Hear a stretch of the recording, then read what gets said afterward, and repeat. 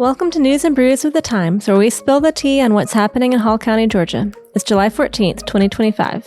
This week, we've got an update on the family involved in the boat explosion at Margaritaville, news about some new affordable apartments, and we're remembering a couple who was killed in a car crash in Claremont. Good morning, I'm Shannon Casas.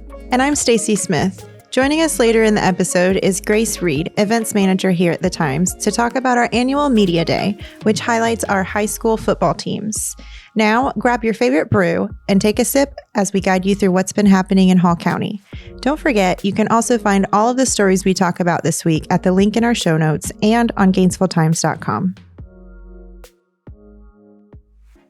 Apartments are going up along Queen City Parkway near Gainesville's public safety facility, but one of the most interesting things about this story is the developer behind the project. A developer is interesting? Tell me more. So this particular developer is actually a guy who moved here when he was 14 from Mexico with his family. He became a dishwasher. He worked double shifts at the poultry plants, really moved up to the point now where he is developing, I believe, an 18-unit apartment complex.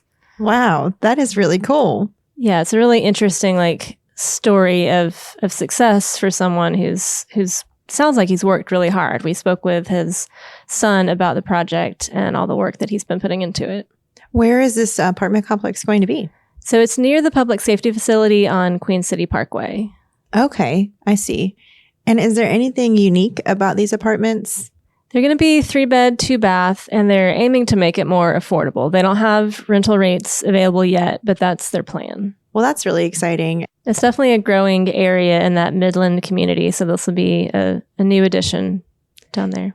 Yeah, and, affordable housing is such a big topic. Hopefully he's able to keep costs at a reasonable rate and, fulfill that portion of his mission. Yeah, so they're definitely under construction now. We've got photos with the story. They're definitely coming along. I don't know if we have an opening time yet, but look for updates on that.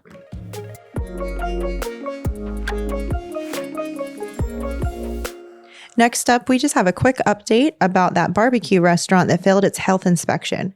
So they got tested again? How did it go? Yes, they were re-inspected and they raised that 54 up to a 91. That's definitely better. Yes. While there were some still small infractions, a 91 obviously is passing and it looks like they're going to remain open.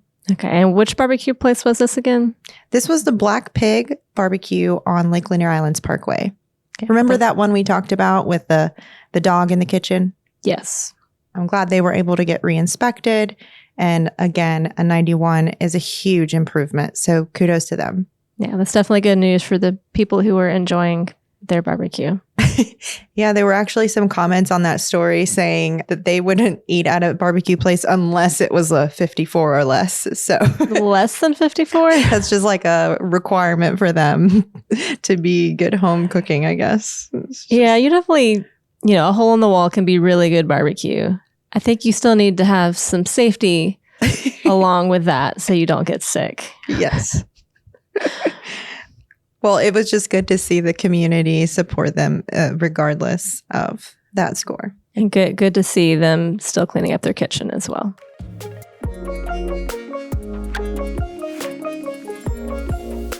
A couple from White County was killed in a crash on Cleveland Highway in Claremont on July 5th. We spoke with their daughter-in-law to learn more about who they were, and it actually turned into a really nice story. I mean, it's sad, of course, that they were involved in this car crash, but there's just a really nice story about who they were, and they met when they were, I think, square dancing. They were in their 80s, still writing love notes to each other.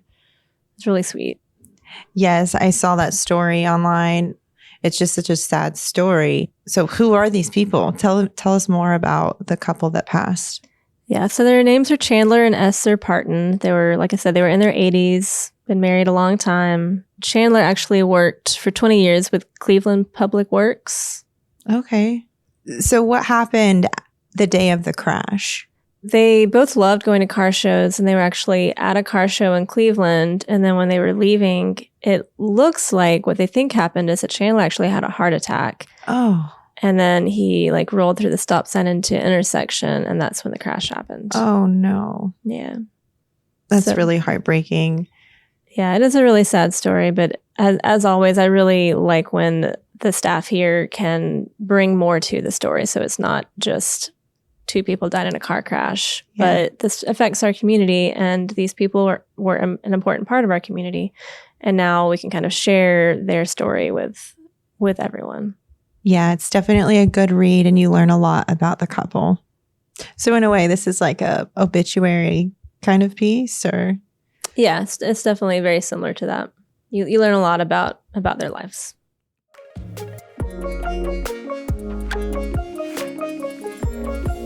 Our reporters here at the Times found out that a man accused of molesting a girl was actually a coach at Johnson High a few years ago. Does it have anything to do with his coaching? Actually, it doesn't look like that's the case. He worked at the school from 2019 to 2020, and he was a wrestling coach in 2021. And then this alleged abuse was January of this year, 2025. Yes, exactly. So not connected, but obviously if you have kids who are at Johnson, that's definitely some information you may want to know. So what happens next to the case? We're still trying to identify the attorney for the man, and we haven't been able to yet, but we will follow up with the case in the local court system.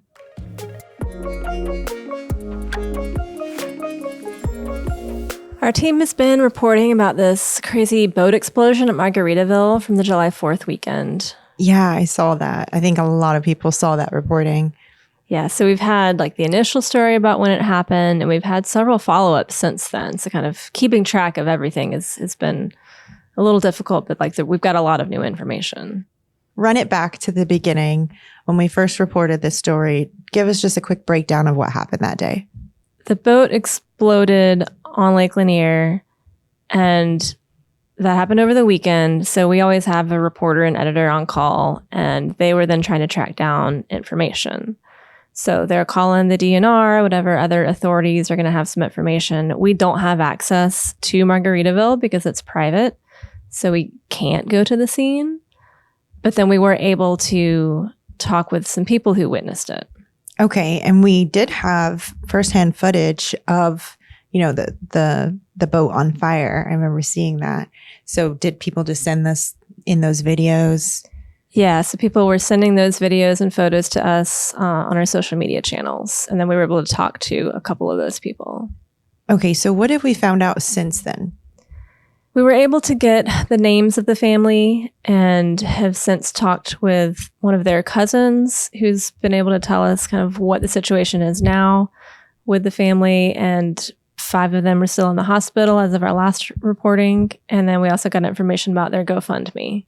Okay. And it was all the same family, right? Right. It was a man, his fiance, and their kids. Oh, that's so scary. And they were being towed on the lake, and their boat just exploded. Do we know why? It sounds like the engine exploded. They'll be investigating, I think, exactly why that happened. But it exploded, and then the kids, I think, were like above that area. And then, fiery mess. And then the dad was kind of trying to pull them out. The mom was trying to pull them out. She got burned really bad. Crazy scene. Oh, I cannot imagine the pain that family is going through right now. Were they from Hall County? Were these people local? No, they were from Lithonia. So, a lot of people from Metro Atlanta come up to Lake Lanier, really enjoy it. I think he owned the boat. So they were just up here, celebrating the July 4th weekend. Yeah, it's a popular destination for the 4th with the fireworks being shot off of Margaritaville. So you said it was a man and his fiance and their kids. When were they supposed to get married?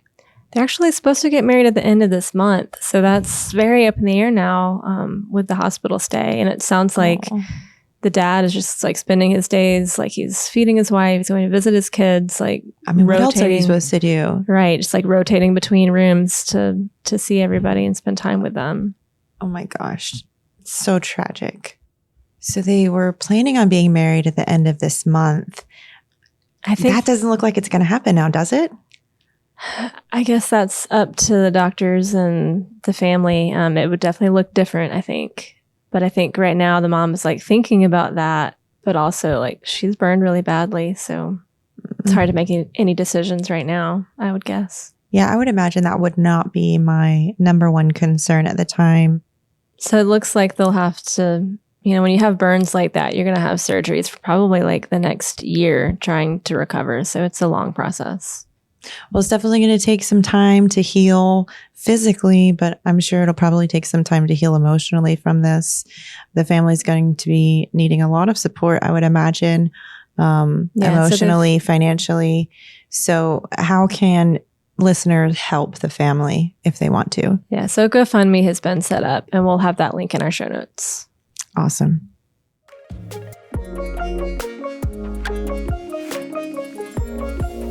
All right, joining us now is Grace Reed, who is the events manager with Metro Market Media, our parent company. She works with all three of our newspapers, including the Times. And we will be doing something we call Media Day. We've done that several years. Grace, can you tell us a little bit about what that entails? Sure. Our Media Day is where our sports reporters work with our local high school sports throughout Hall County. So every single high school is included. We invite the coaches and some of the players to come to our facility where we will record them and ask them questions about the upcoming season, talk about what their goals are and what challenges they see coming. We will cover every school and we'll get insight into the 2025 football season. Yeah, so football is definitely a big sport around here. It's definitely our most popular, I think, as far as readership on our site for our sports department. It's really, really fun to meet with the athletes and get their perspective on what they see going to the season. Of course, the coaches always have like a great, clear vision, but it's also really interesting to see it from the athlete's perspective of what challenges they see and what challenges they are going to overcome. And it's really fun just to give them a little piece of what it's like to be pro and get that interview.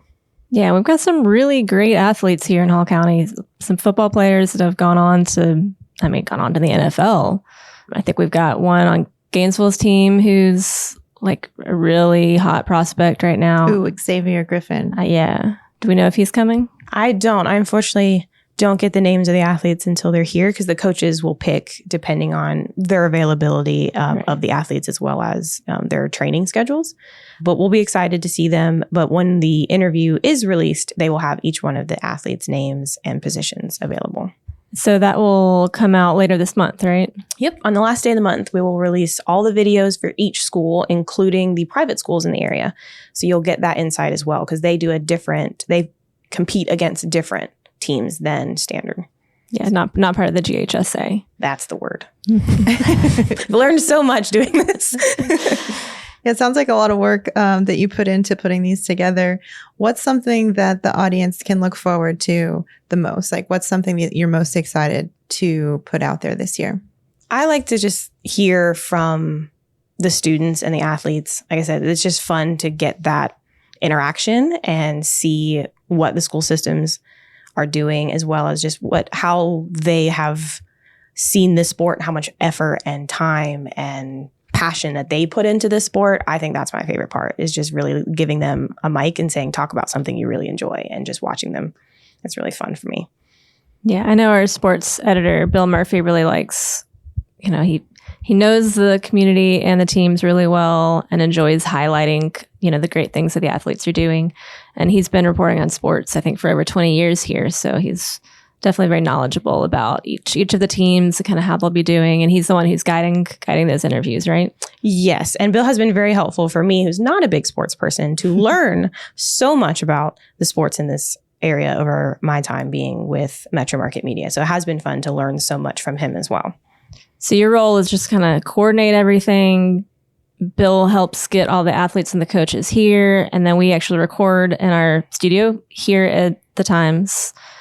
And you're helping kind of get the athletes some goodies and what else? Yeah, I feel like I'm more of a facilitator role. I help take Bill's dream and vision of what he wants this event to be and turn it into reality. So I get to work with businesses in the community that love to support these athletes, and I get to work with them and get them involved. And I get to help Bill in making this happen. So I'm like the person who moves the chair. And yes, we'll have some goodies and prizes for the athletes just to say thank you for taking time out of their day and coming to participate in this. So yeah, more of a just behind the scenes. It's all Bill's show.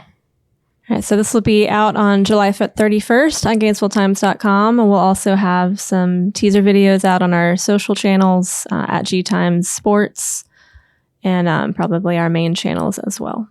Thanks, Grace. Thank you. To support the kind of journalism you heard about on today's podcast, you can subscribe to The Times. Plans start at $7 a month. There's a link in our show notes for that, as well as all the stories you heard about on the podcast today. Another way to support us is to rate and review us on your podcast app. That really goes a long way in helping others learn about the podcast. We'd also love to hear from you. You can reach us at podcastadmin@GainesvilleTimes.com with any feedback. Please join us again next week and tell your friends.